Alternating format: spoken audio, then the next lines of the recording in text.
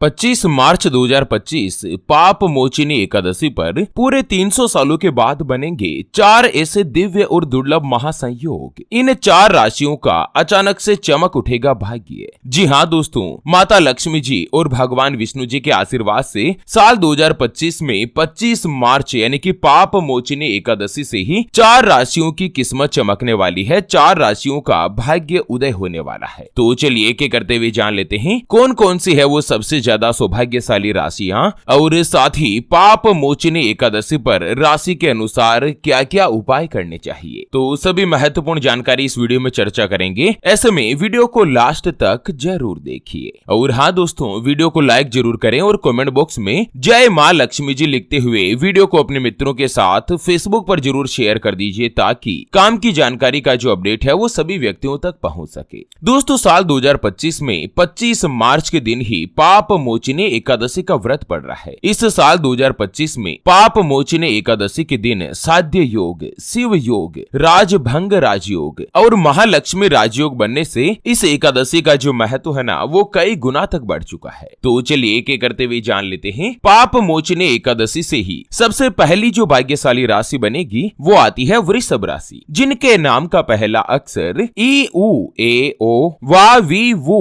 वे और वो से शुरू होता है, उनकी वृषभ राशि होती है। वृषभ राशि वाले लोगों के लिए 25 मार्च यानी कि पाप मोचनी एकादशी से ही आप लोगों पर शुक्र देव की विशेष कृपा बरसने वाली है। एक तो स्वास्थ्य से जुड़ी समस्याएं जो है वो दूर होगी, साथ ही धन धान्य में बढ़ोतरी के भी प्रबल योग बनेंगे। कारोबार में मुनाफा होगा, शत्रुओं पर विजय प्राप्त होगी। कोर्ट कचहरी के मामलों में आप लोगों को सफलता मिल सकती है। आपके परिवार और मित्रजनों के साथ अच्छा समय व्यतीत करने का अवसर मिलेगा। धन से जुड़ी लगभग सभी परेशानियां दूर होगी। घर परिवार में सुख शांति और समृद्धि बनी रहेगी। कुल मिलाकर वृषभ राशि वाले लोगों के लिए पाप मोचनी एकादशी के बाद का जो समय है ना 25 मार्च से ही, वो आपके लिए बहुत ही अच्छा और सौभाग्यशाली रहने वाला है। माता लक्ष्मी जी के आशीर्वाद से आर्थिक रूप से आपको धन का लाभ तो होगा ही, साथ ही धन की बचत भी होगी। और इसी साल दोस्तों आप लोग अपना स्वयं का मकान, स्वयं की गाड़ी, वाहन, ये सारी सुख सुविधाएं जो है वो आप हासिल कर सकते हैं। जो भी वृषभ राशि वाले लड़का लड़की अगर आप कुंवारे हैं, सिंगल है ना, तो साल 2025 में ही विवाह के बंधन में बंध पाएंगे और साल में ही आप दोस्तों जीवन साथी की तलाश भी पूर्ण कर लेंगे। इसी साल आपका विवाह का योग भी बनेगा। चलिए बात कर लेते हैं पाप मोचनी एकादशी के बाद अगली जो भाग्यशाली राशि बनेगी वो आती है मिथुन राशि, जिनके नाम का पहला अक्षर का की कु बड़ा ग छ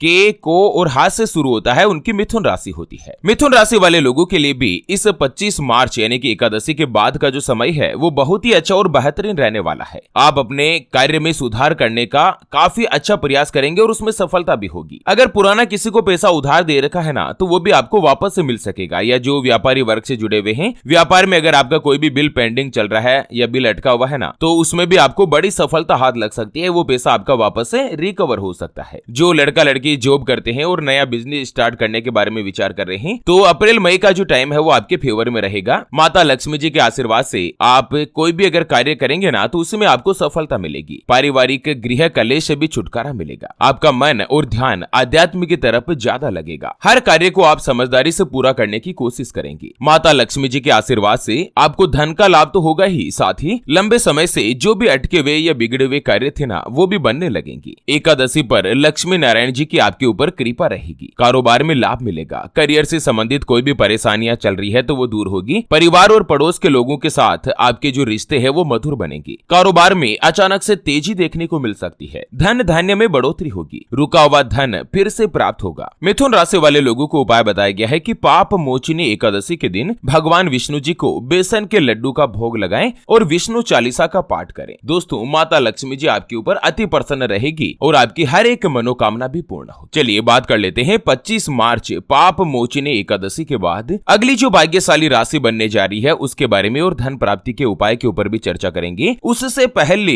आपको एक महत्वपूर्ण बात बताना चाहूंगा कि जिंदगी में आप कई ऐसे लोगों से मिले होंगे जो कि बहुत ही ज्यादा मेहनत करते, तो वहीं कुछ लोग आपको ऐसे भी मिले होंगे जो बहुत कम मेहनत करने के बावजूद भी बहुत ही आगे तक पहुंच जाते हैं। वहीं आप कुछ ऐसे लोगों से भी मिले होंगे जो पूरी उम्र भर मेहनत करते ही रहते हैं, लेकिन आखिर वो हासिल नहीं कर पाते जिनके वो हकदार होते, यानी कि जीवन उनका गरीबी और कंगाली में ही निकल जाता। मित्रों, ये ग्रह और नक्षत्रों का खेल नहीं तो और क्या है। और इसी के समाधान के लिए हमारे हमारे पूज्य गुरुदेव आप तक लेकर आए हैं आपके अपने जीवन के बारे में व्यक्तिगत यानी कि पर्सनलाइज्ड कुंडली, जिससे आप घर बैठे यह पता लगा सकेंगे कि आपके नवग्रह आपके बारे में क्या कहना चाहते हैं। क्या आपकी कुंडली यानी कि किस्मत में कोई दोष तो नहीं? अगर दोष है तो वो क्या है, उसका समाधान क्या है? कोई ग्रह या नक्षत्र आपके लिए कमजोर तो नहीं, उसको मजबूत करने का उपाय क्या है? आपका भाग्य उदय कब होगा? कब जीवन में अच्छे दिनों की शुरुआत होगी? सरकारी नौकरी का योग रहेगा या नहीं? किस विभाग में, किस डिपार्टमेंट में आपको आसानी से नौकरी की प्राप्ति होगी? आपके लिए भाग्यशाली रत्न या रुद्राक्ष कौन सा है? उसको धारण करने की विधि क्या है? आपके लिए लकी नंबर क्या है? भाग्यशाली दिन कौन सा है? रंग कौन सा है? उसके बारे में कंप्लीट जानकारी हम आपको कुंडली रिपोर्ट में बताने जा रहे हैं, जिसको अभी जो आप ये स्क्रीन पर नंबर देख पा रहे हैं ना, उसके ऊपर व्हाट्सएप पर संपर्क करके आप हमारे पूज्य गुरुदेव से बात कर सकते हैं और 251 रुपए की छोटी सी नामात्र की फीस में आप अपने संपूर्ण जीवन की महाजन्म कुंडली के बारे में जान सकते हैं। चलिए बात कर लेते हैं। पाप मोचिनी एकादशी के बाद अगली जो भाग्यशाली राशि बनेगी वो आती है सिंह राशि, जिनके नाम का पहला अक्षर मा मी मू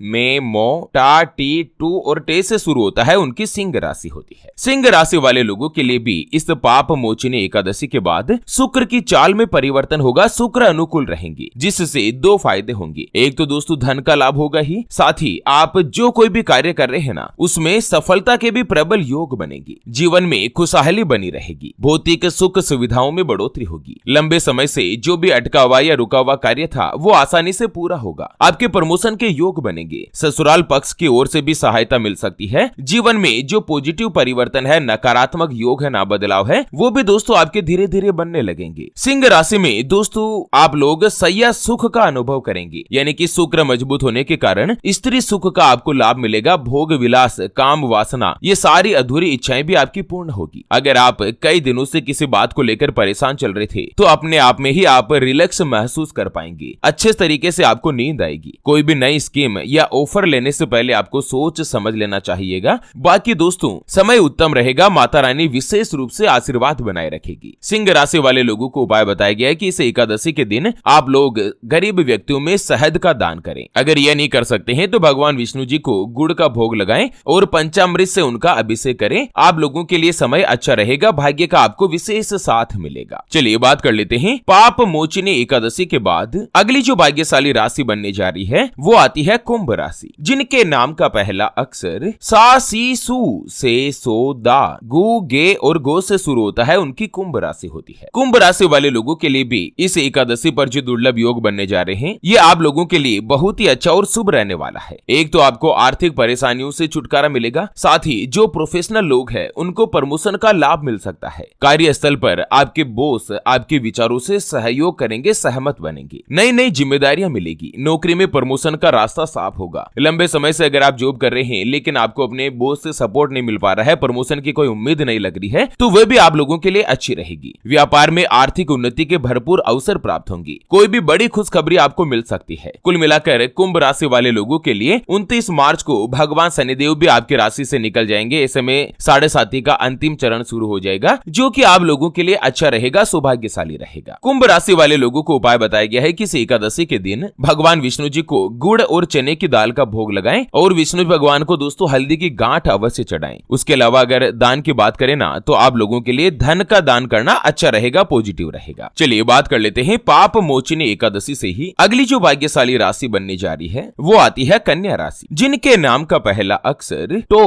पा पी पू शैण ठे पे और पो से शुरू होता है, उनकी कन्या राशि होती है। कन्या राशि वाले लोगों के लिए एक तो ये गुरु पुष्य का योग बन रहा है, साथ ही स्वार्थ सिद्धि योग और साध्य योग के प्रभाव से जो भी कन्या राशि वाले जातक अगर आप नौकरी करते हैं, जॉब करते हैं ना, तो आपको नए नए अवसर प्राप्त होंगे। नौकरी में प्रमोशन या तनख्वाह में बढ़ोतरी का लाभ मिलेगा। जो भी व्यापारी वर्ग से जुड़े हुए हैं, अगर आप अपना स्वयं का व्यापार करते हैं ना, तो इस योग के शुभ प्रभाव से आपको अच्छा खासा लाभ मिलेगा। व्यापार में तरक्की, धन की बचत और लंबे समय से जो आप लॉस में चल रहे थे ना, उस लॉस को भी आप कवर करके वापस से प्रॉफिट में आ सकते हैं। कोई भी जो डील है आपकी व्यापारी के, वो अगर अटकी हुई थी, रुकी हुई थी, तो वो फाइनल होगी। व्यापार में महत्वपूर्ण रूप से मुनाफा होगा। पारिवारिक रिश्तों में मजबूती आएगी। जीवन साथी का लाभ मिलेगा। पति पत्नी के बीच अगर समय तनावग्रस्त चल रहा था, पति पत्नी के बीच कोई भी अनबन चल रही थी, तो दोस्तों एकादशी पर जो ये महासंयोग बन रहे हैं, इससे आपकी पत्नी का हृदय परिवर्तन होगा। उसके मन में अपने आप अपने पति के प्रति प्रेम की भावना, समर्पण की भावना जागृत होगी और दोस्तों यह संशय आपका पूर्ण होगा, आपको माता लक्ष्मी जी का आशीर्वाद मिलेगा, धन की अभिलाषा पूरी होगी। अगर आप कर्ज से परेशान है, चाहे बैंक का लोन चल रहा हो या आपने अपनों से, रिश्तेदारों से कोई भी पैसा उधार ले रखा हो, तो उस लोन से भी आपको छुटकारा मिलेगा, कर्ज से भी आपको राहत प्राप्त होगी। कन्या राशि वाले लोगों को उपाय बताया गया है कि पाप मोचनी एकादशी के दिन आप लोग